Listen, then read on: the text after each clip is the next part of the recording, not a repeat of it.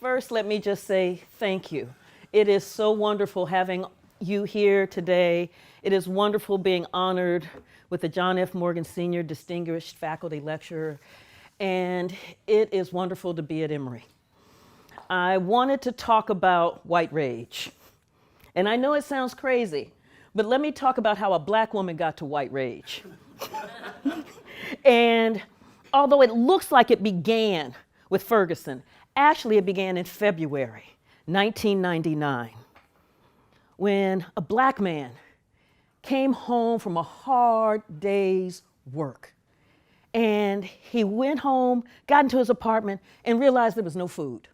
You know that when you come home, you worked hard, you look in the refrigerator, and the refrigerator's looking back at you. And there's that moment where he's like, oh, but he's in New York. And you know New York, the city that never sleeps. So you know there's going to be food available. So he goes outside, he steps on his apartment, the porch, and whew, a car rolls up. 4 officers of the NYPD hop out, guns drawn. 41 bullets later, Amadou Diallo goes down.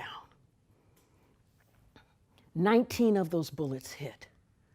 Amadou Diallo was unarmed. He had committed no crime.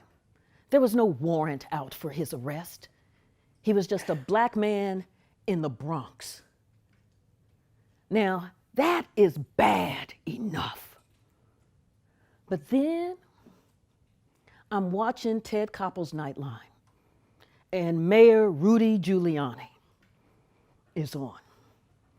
And Giuliani is just unrepentant. And Ted Koppel, as you know, is not a softball interviewer. And he is on Giuliani. He's like, Amadou, Amadou, Amadou. And Rudy's like, what? He barely says the man's name. What he does say, my policies are working. New York City is safer now than it has been in years. And he pulls out his little flip charts with the little graph showing crime going down.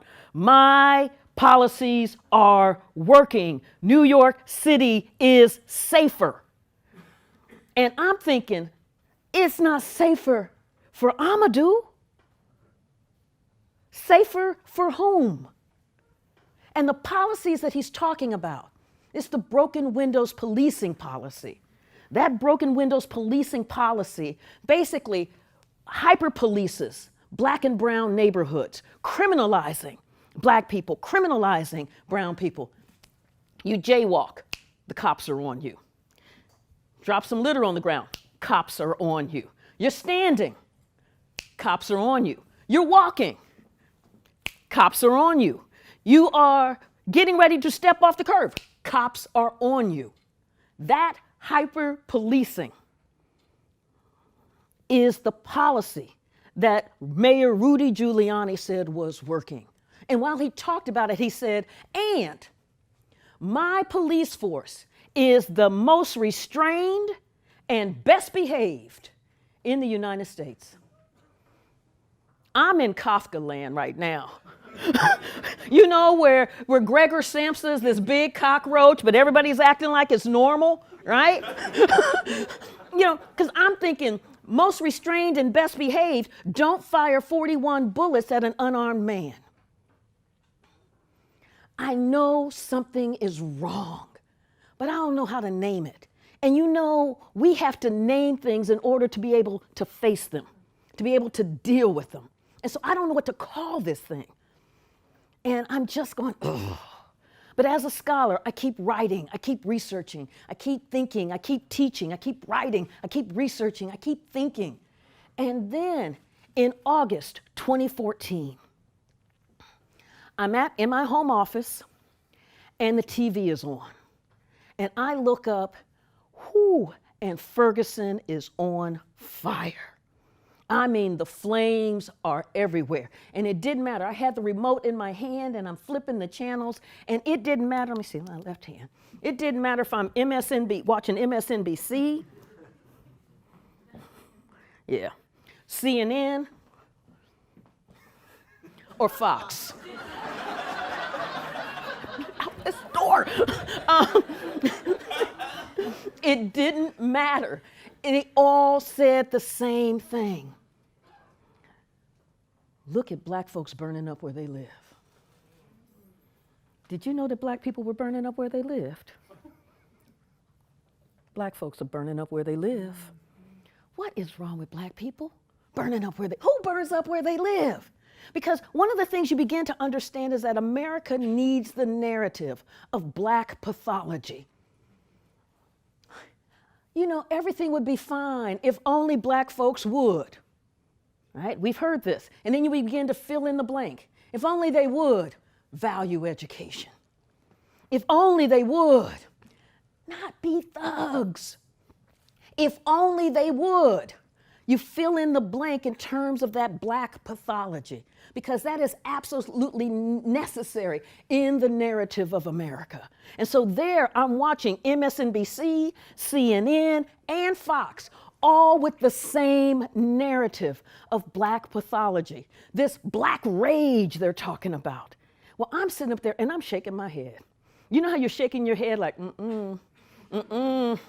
And then I realized I'm looking shoulder to shoulder to shoulder to shoulder. I'm shaking my head so hard. And I said, no, this is white rage. Ooh. Ooh. This is white rage. I had lived in Missouri for 13 years. I saw the way that policy worked. I saw the way that policy systematically and systemically undermined African Americans' access to their citizenship rights. But as a nation, we were so focused in on the flames that we missed the kindling. That kindling. Let's talk about some of that kindling at Ferguson. Kindling.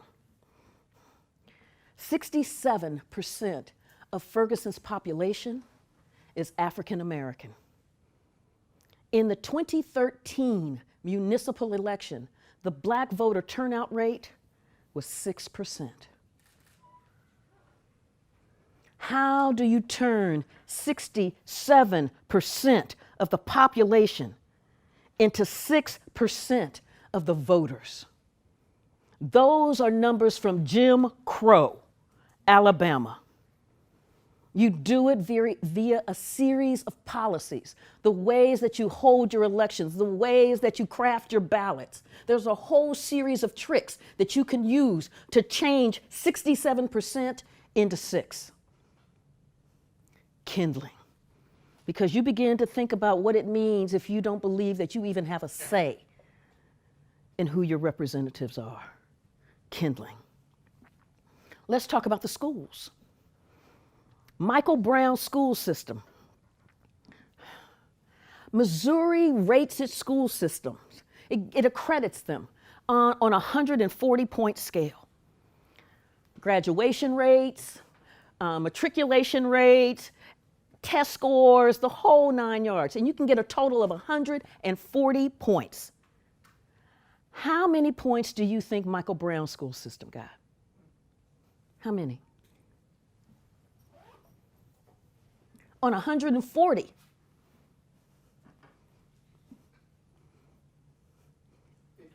20. That's a good one, Eric. That's a good one. 20 out of 140, right? Anybody else? 10. Whoa. Aren't okay, I believe that's called cheating. 10. 10 out of 140 points for 15 years. What that means then is that the public policy leadership was very comfortable with pulling an entire generation of black children through a school system that could garner no more than 10 points, an entire generation. And then start pulling another generation through, because we're at 15 points from K through 12. Kindling. Kindling. Let's talk about the police. We know that the police are here to protect and serve. Yeah, because I'm going to be doing this throughout, because there's a kind of hymn book that we sing from, right? We know, right? We know the police are here to protect and serve. So in this protect and serve, except in Ferguson, they looked at that black population as revenue generators. So you're doing 26 and a 25, boom, ticket. I don't think you fully stopped at that stop sign. Boom, ticket. Looks like you've got a broken tail light. Boom, ticket. And this is a working class neighborhood.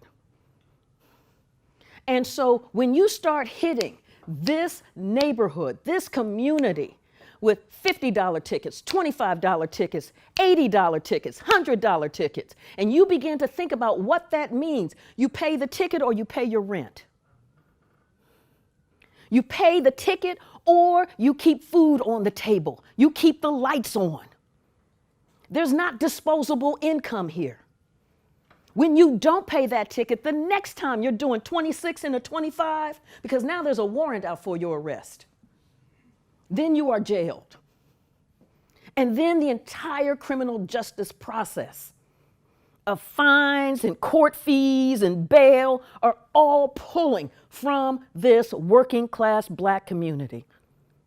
By the time when Ferguson blew, those fines and those tickets accounted for 25% of Ferguson's operating budget. 25%. And let me be really clear. Justice was not blind. Justice, in fact, had, what did you call it? Had LASIKs.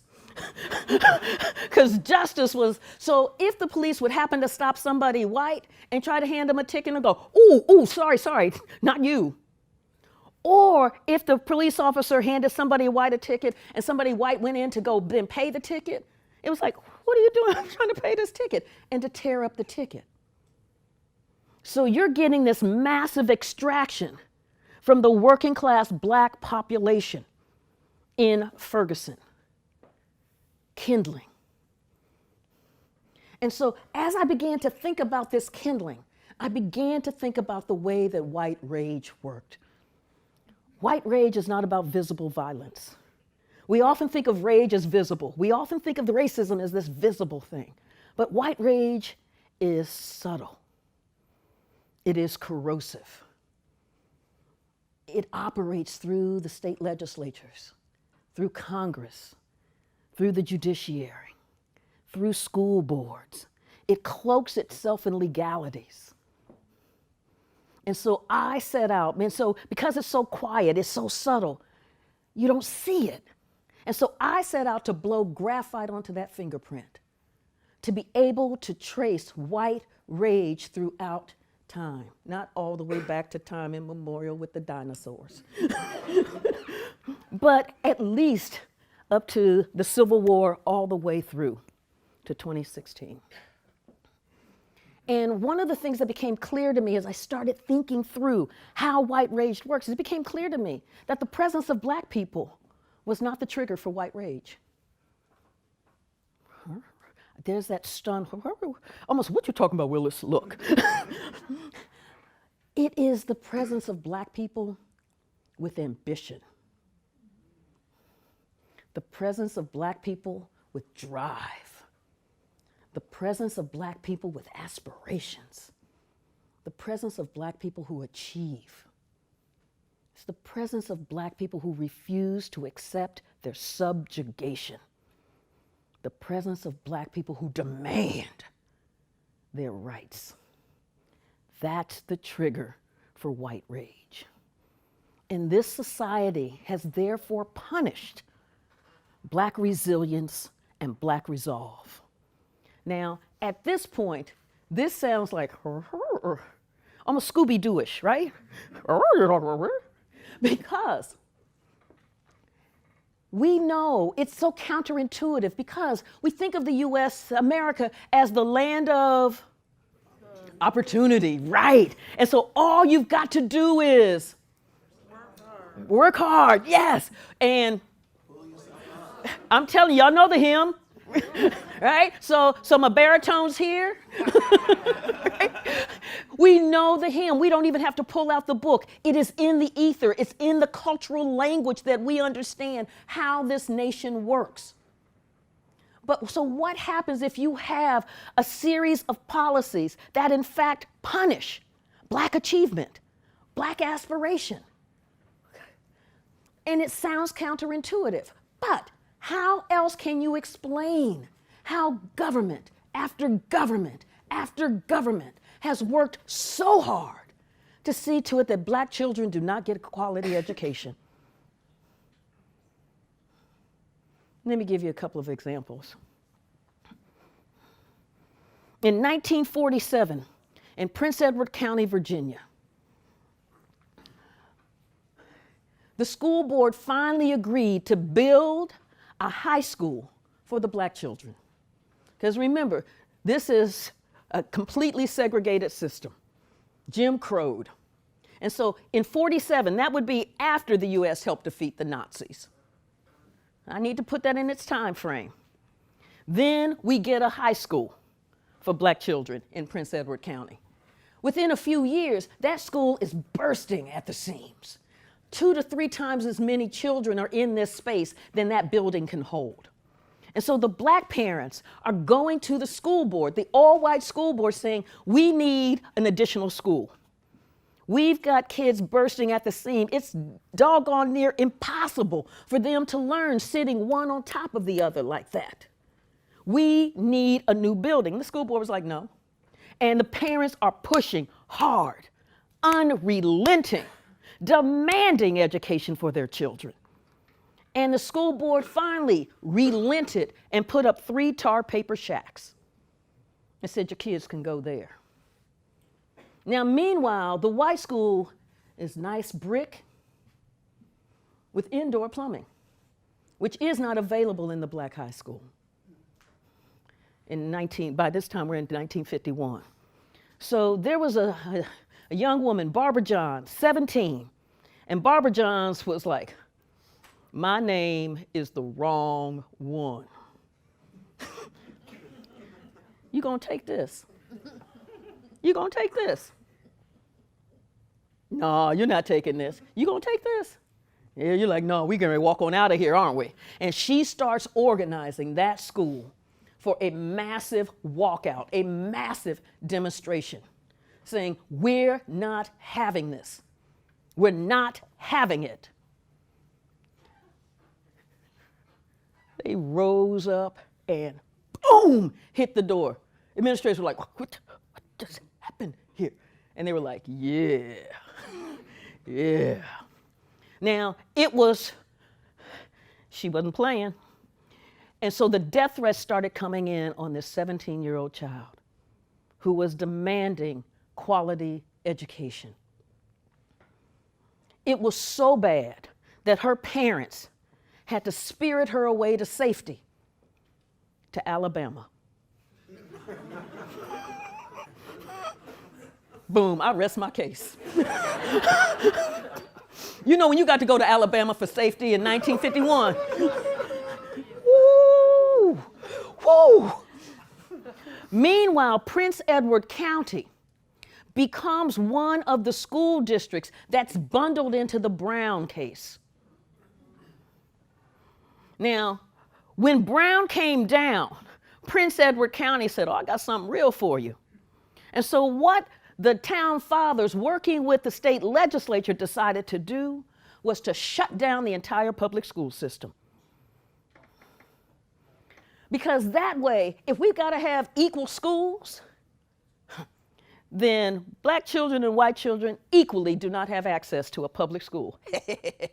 And you can almost hear the "aren't I smart" written on them. Except, you know, so Black parents are like, what? But they're not listening to Black parents. White parents are like, what?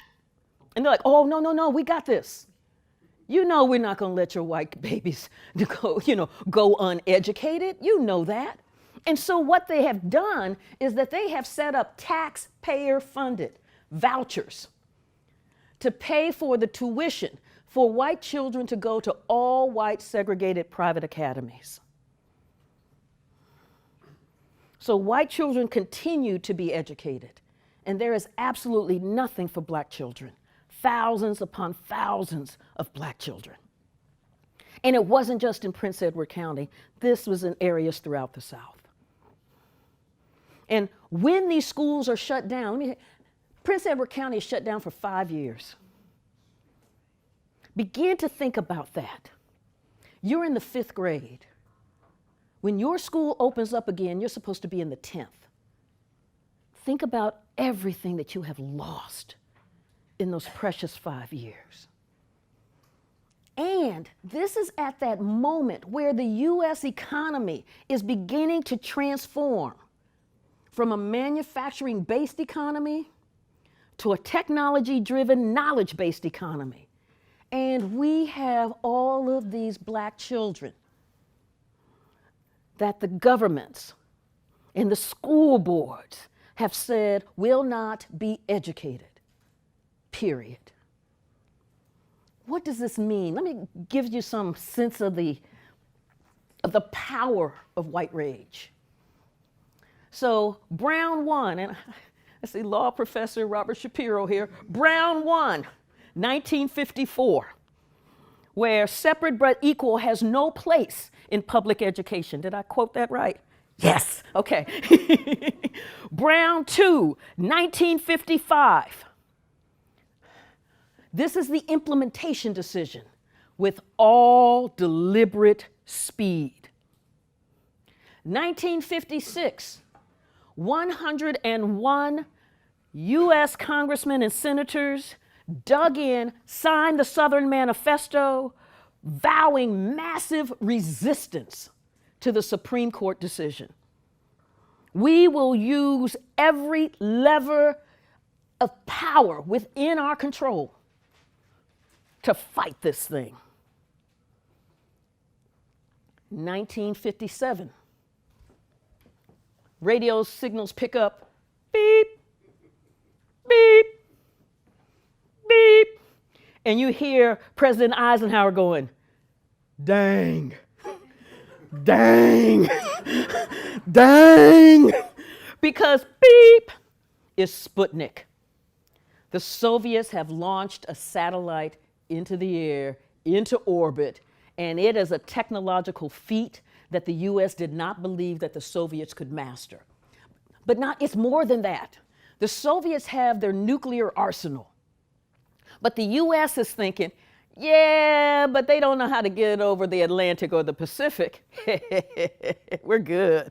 You know, so we'll have some forward bases for our allies in Europe and our allies in Asia, but we're good. Beep. Beep. And so the federal government does something that it hadn't done before. It pledges hundreds of millions of dollars into education to fund what they said would be the brain power to fight the Cold War. We need scientists and engineers to be able to counter, to outrun, to be able to outdo what the Soviets are mastering here. Now, this National Defense Education Act was huge, landmark, and it was being guided through Congress by 2 Alabamians. I think I just did spoiler alert. So their concern was, we want that money. You know, universities like the money. They like the money. You know, and when the feds are putting up hundreds of millions of dollars to build labs and hire faculty and for postdocs, universities are like all on that. But Alabama was concerned because Alabama's not admitting black folk. Alabama has a whites-only admissions policy. And we got the law of the land saying, no, you can't do that. And so in this discussion with the Eisenhower administration, they're like, we will shepherd this bill through. We need to make sure that we do not have to abide by Brown. We need to make sure in financing the brain power for the Cold War that we get to maintain Jim Crow in our admissions policies. And the federal government said, yeah, we're cool with that. And so I'm thinking Jim Crow, nuclear annihilation. Nuclear annihilation. Nuclear annihilation. They're like, nah, son, Jim Crow. That's more important than being able to ensure that our citizens, our people, have the education that they need in this incredible, critical moment. That's white rage. Anybody see Hidden Figures? Yeah. Think about what that would mean if we had had that kind of investment then. And think about where we are now as we're trying to figure out how do we get more African Americans into STEM fields when we have systematically refused to invest in those schools even after Brown. Let me give you another example. The war on drugs. We can really have church up in here now, you know that, right? On the war on drugs, because one of the ways that white rage works is it cloaks itself in reasonableness. We have to keep our community safe. We have to protect our children. We have to ensure safety and security for our neighborhoods. And who doesn't want a safe and secure neighborhood? Who doesn't want to protect our children? It sounds reasonable. But how is it then? Because the research is really clear that we have focused the war on drugs on the population that does drugs the least when it comes to cocaine. The least. And about the same when it comes to marijuana. How is it in the war on drugs we have targeted those who do it the least? How is it that we have spent $1 trillion? That's real money. That's even beyond university money, isn't it? That's with a T. Woo, $1 trillion on the war on drugs. The war on drugs has destabilized state budgets. When you think about public education, I remember when I worked in Ohio for the Board of Regents, one of the things that we were fighting for was to try to get enough state money into higher education in order to drive the tuition down so that more and more students would be able to afford college. Instead, that money went immediately into the corrections budget. You can almost map, like in California, the dollar-to-dollar exchange coming out of the University of California budget, going into the corrections budget. And I just saw a figure that said it costs more now to incarcerate someone in California than it does to send them through Harvard.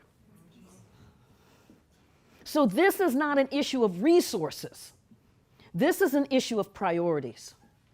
And so you're asking yourself, now self, because that's how I talk to myself.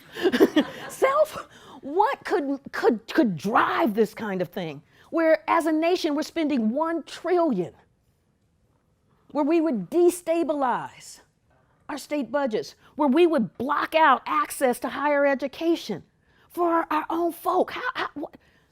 But then when you realize that the war on drugs really began to emerge after the civil rights movement and those incredible gains.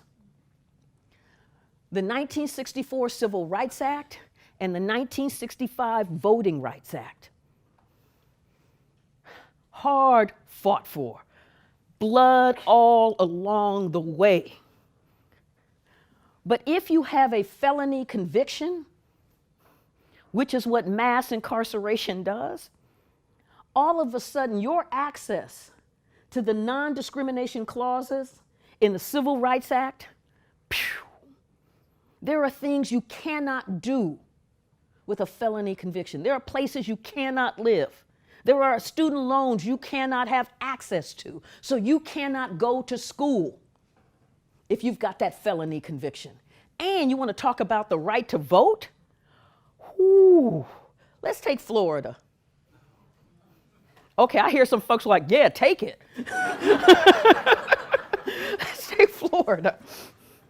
In Florida, Florida has what they call permanent felony disfranchisement. Now, what that means, because it's not quite permanent, but after you serve your sentence and then your time out, like parole, then you have to wait 14 years from that moment to then be able to individually petition the governor asking for your voting rights back. What that means is that when you look at Florida, about 40% of black men are not able to vote in Florida because of felony disfranchisement. 40%. Overall, for African Americans, is somewhere between 23 to 25% of voting age eligible African Americans cannot vote in Florida. Now, Florida doesn't mind counting their heads when it comes to the census in order to get the number of representatives in Congress. It's just though that those folks do not have any kind of say in who their representatives will be in a representative democracy. It reminds me of the 3/5 clause.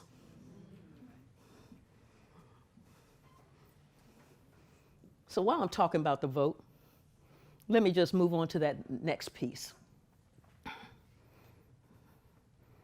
In 2008, Barack Obama was elected president of the United States. Seems like a long time ago, doesn't it?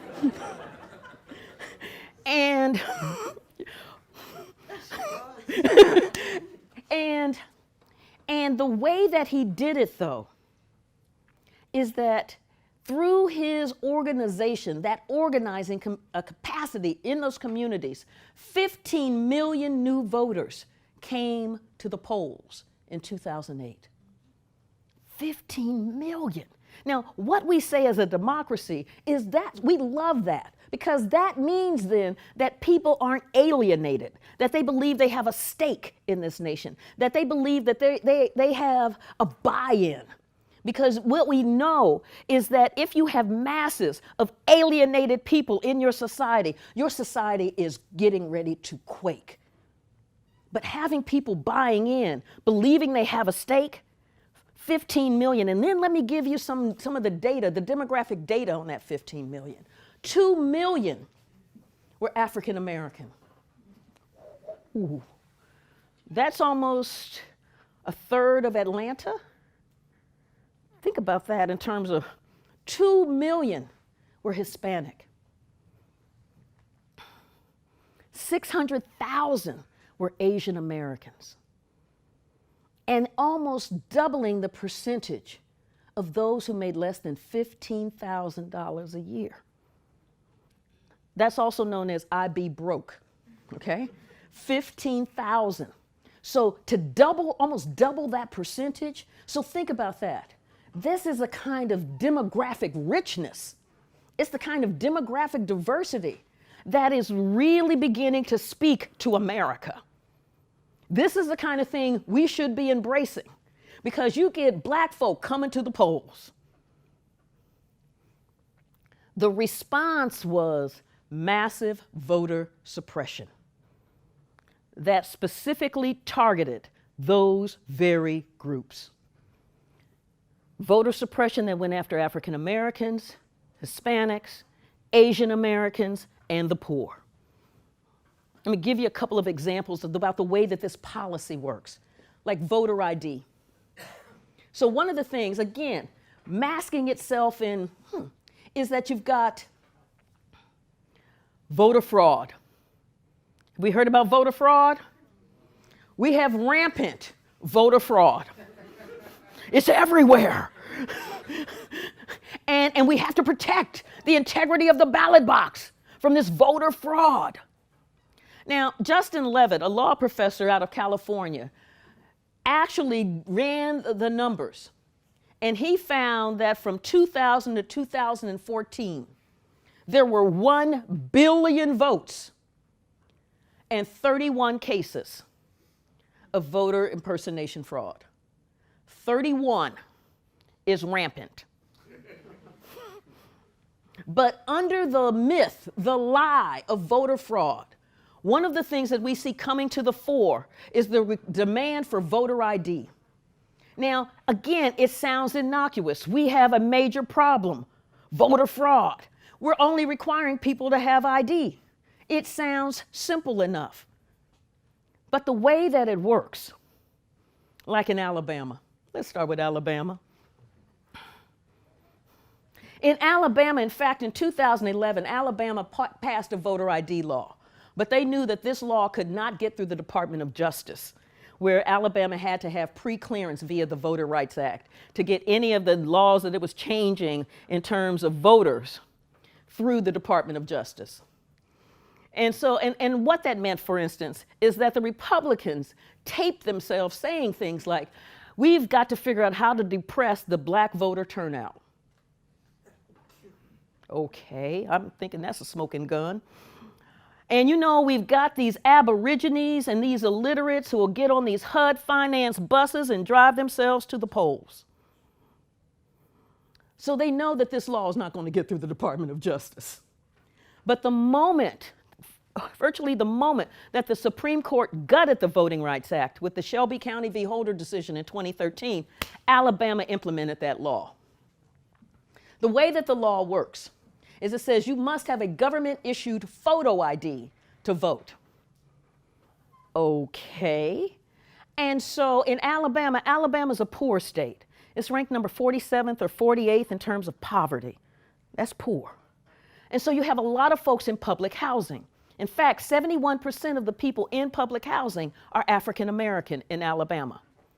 Alabama decided that public housing ID would not count in order to be able to vote. Now, I'm like, I don't think it gets more government issued than public housing. But you see, in that one move, what you're able to do is you're able to wipe away black folk and poor folk by crafting which IDs are acceptable to be able to vote. And this is a mechanism that we will see throughout. Then what Alabama did, Alabama, the governor then shut down the Department of Motor Vehicles in the Black Belt counties. The Black Belt counties are the counties that have a sizable to majority black population. So when you shut down the Department of Motor Vehicles, then that means that you've got to go a couple of counties over in order to be able to get the ID that you need in order to be able to vote, except you don't have a driver's license. And Alabama is ranked 48th in the nation in terms of public transportation. So you don't have public transportation to get there. Again, it looks innocuous on the surface. But the ways that the policy works, it is designed to destroy African Americans' access to the ballot box. That victory that was won in 1965. I could go on. I really could. Yeah, I'm going to go on just a bit more. Because this stuff is crazy. So you take Texas. In Texas required a government-issued photo ID. Then said your student ID, like from the University of Texas, which would be a state-funded institution university, would not count. But your government, your concealed gun permit would. So your gun permit counts, and your student ID does not. Again, this is a way you can begin to shape the electorate in terms of who has access to the polls. What Texas also did is that only in about 1/3 of the counties in Texas is there a Department of Motor Vehicles. Only in 1/3. And so Texas, in fact, when they were drawing up the law, SB 14, they figured out that for almost 2 million of their citizens, it was going to be about a 125-mile one-way trip to the nearest Department of Motor Vehicles, which means a 250-mile round trip. And so initially in the law, they had, we will reimburse you. But right before that law passed, they drew a line through the reimbursement. So now you have to figure out how to make a 250-mile round trip without a driver's license, without public transportation, to be able to get the card that you need to be able to vote. This is how you shape the electorate. This is how you begin to punish Black people and brown people for voting, and poor people and Asians. This is how you do it. And understand that all of this was done without a Klan cross burning. All of this was done with folks in judicial robes, not white sheets. This is how white rage works. The impact, for instance, of voter suppression in the 2016 election. You know, I talk about that kind of Black pathology language that we have. You know, so after the election, how many of you heard, well, you know, Black folks just didn't turn out to vote? You know? This was the first election in 50 years without the protections of the Voting Rights Act. Black voter turnout went down by 7%. Voter suppression works. What I'd like to do now is just read a couple of sections from the book. And now I got to get my glasses on because I'm no longer 25. And the one section I'm going to read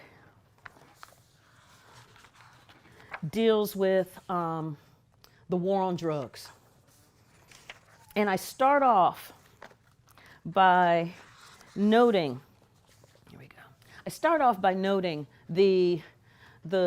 what Michelle Alexander has done in going through and noting how in key Supreme Court cases, racism has been embedded in the operating code of the war on drugs. Taken together, those rulings allowed, indeed encouraged, the criminal justice system to run racially amok.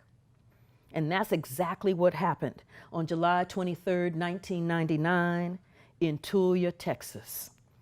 In the dead of night, local police launched a massive raid and busted a major cocaine trafficking ring. At least that's how it was billed by the local media, which, after having been tipped off, lined up to get the best, most humiliating photographs of 46 of the town's 5,000 residents, handcuffed, in pajamas, underwear, and uncombed bed hair, being paraded into the jail for booking. The local newspaper, the Tulia Sentinel, ran the headline, "Tulia streets cleared of garbage." The editorial praised law enforcement for ridding Tulia of drug-dealing scumbags. The raid was the result of an 18-month investigation by a man who would be named by Texas's Attorney General as Outstanding Lawman of the Year. Tom Coleman didn't lead a team of investigators. Instead, he single-handedly identified each member of this massive cocaine operation and made more than 100 undercover drug purchases. He was hailed as a hero, and his testimony immediately led to 38 of the 46 being convicted, with other cases just waiting to get into the clogged court system. Joe Moore, a pig farmer, was sentenced to 99 years for selling $200 worth of cocaine. Kizzy White received 25 years, while her husband, William Cash Love, landed 434 years for possessing an ounce of cocaine. The case began to unravel, however, when Kizzy's sister Tanya went to trial. Coleman swore that she had sold him drugs.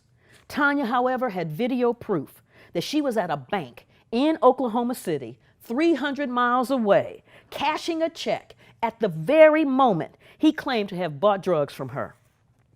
Then another defendant, Billy Don Wafer, had timesheets and his boss's eyewitness testimony that Wafer was at work and not out selling drugs to Coleman.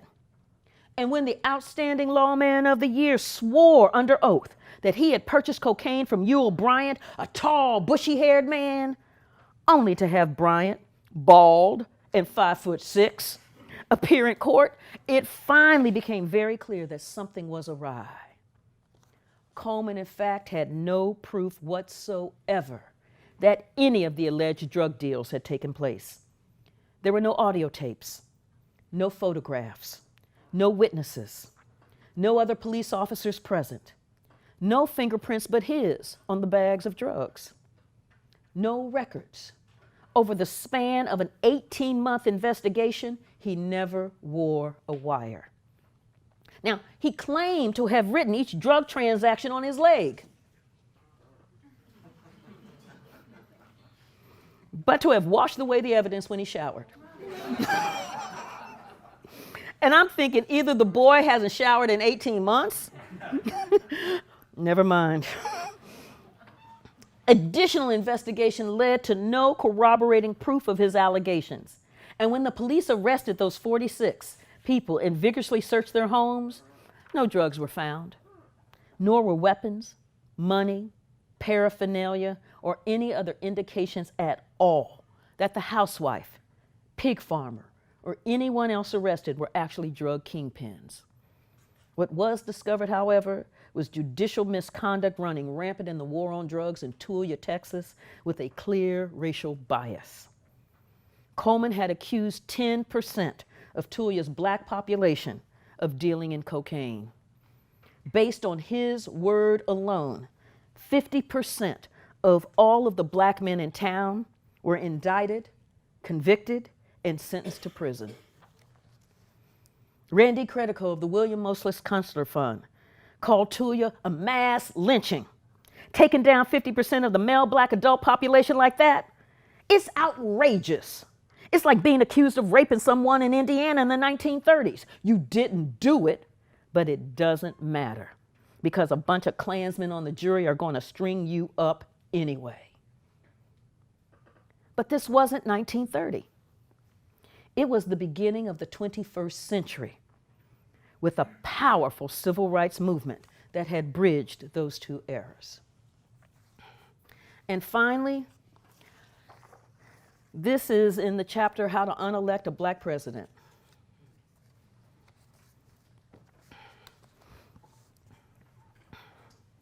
Black respectability or appropriate behavior doesn't seem to matter. If anything, black achievement, black aspirations, and black success are construed as direct threats. Obama's presidency made that clear. Aspirations and their achievement provide no protection, not even to the God-fearing. On June 17, 2015, South Carolinian Dylan Roof, a white, unemployed 21-year-old high school dropout, was on a mission to take his country back. Ever since George Zimmerman had walked out of the courthouse a free man after killing Trayvon Martin, and a racially polarized nation debated the verdict, Roof had looked to understand the history of America. Trolling through the internet, he stumbled across the Council of Conservative Citizens, the Tri-C, the progeny of the White Citizens Council of the 1950s that had terrorized black people, closed schools, and worked hand in hand with state governments to defy federal civil rights laws. Despite the group's avowed racist belief system, in the mid to late 1990s, the group boasted of having 34 members who were in the Mississippi legislature, including then Senate Majority Leader Trent Lott of Mississippi. By 2004, Mississippi Governor Haley Barbour, chair of the Republican National Committee, and 37 other powerful politicians had all attended Tri-C events in the 21st century. Earl Holt III, who was chair of the Tri-C, gave $65,000 to Republican campaign funds in recent years, including donations to the 2016 presidential campaigns of Rand Paul, Rick Santorum, and Ted Cruz. The Tri-C then enjoyed precisely the cachet of respectability that racism requires to achieve its own goals within American society. And its website of hatred and lies provided the self-serving education Dylann Roof so desperately craved. He drank in the poison of its message, got into his car, drove to Charleston, entered Emmanuel AME Church, and landed in a Bible study with a group of African Americans who were the very model of respectability. Roof prayed with them, read the Bible with them, thought they were so nice. Then he shot them dead, leaving just one woman alive so that she could tell the world what he had done and why. "You're taking over our country," he said, and he knew this to be true. Well, not even a full month after Dylann Roof gunned down 9 African Americans at Emmanuel AME, Republican presidential frontrunner Donald Trump fired up his silent majority audience of thousands in July 2015 with a macabre promise: "Don't worry, we'll take our country back." No, it's time instead that we take our country forward into the future, a better future. Thank you.